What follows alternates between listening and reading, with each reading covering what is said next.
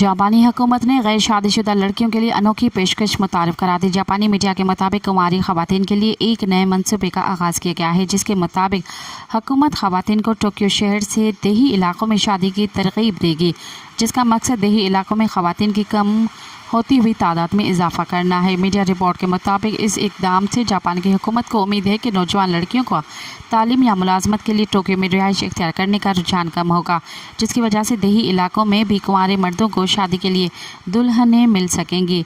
इस पेशकश को कबूल करने वाली लड़कियों के गाँव जाने के लिए सफरी अखराजात हुकूमत खुद उठाएगी।